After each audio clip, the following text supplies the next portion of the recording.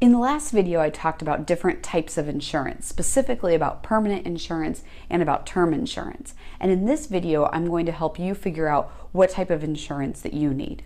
So first of all, if you are offered insurance at your work for free, you absolutely you definitely want to take advantage of that, and you want to consider that when you're factoring in the full amount of insurance you need. You do take that into place.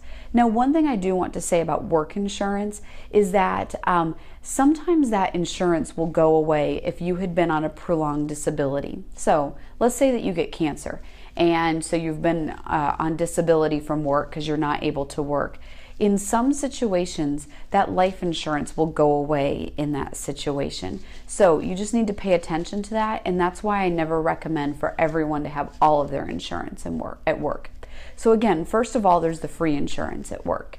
Then a lot of times people have the option to buy additional insurance at work.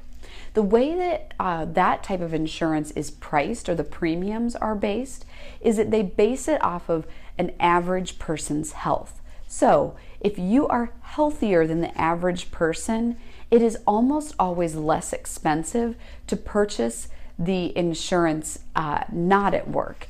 So that's something to think about. And at work, you're very likely capped on the amount that you can purchase. So then you start to look outside of work for life insurance. For most young couples that are typical clients of Spari, I usually recommend term insurance, and that is because it is the least expensive kind.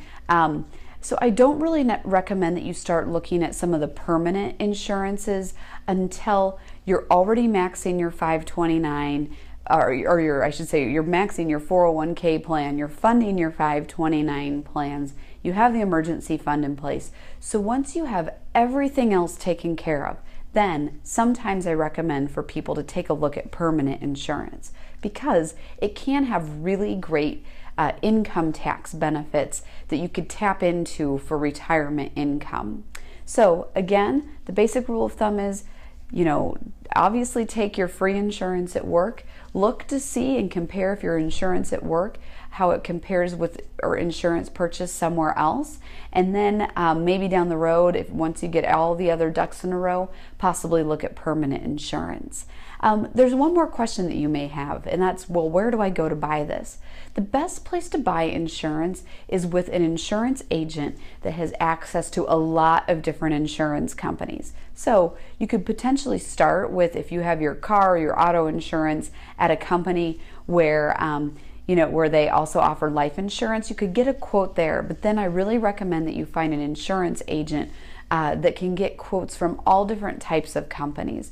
The bottom line is, with term insurance, as long as you're going with a company that has really good financial strength, it really then just becomes a price game on which one is less expensive. Also, you may be wondering, what length of term do you need?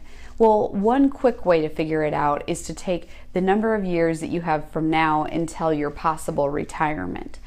So for many people in our group, that will be about a 30-year term. If you think that there's longer from now until retirement, unfortunately, I'm not aware of any term insurance companies that do term insurance for longer than 30 years. So 20-year, 30-year are usually going to make the most sense, and the best idea is to have it long enough to bridge you to the gap when you plan to retire.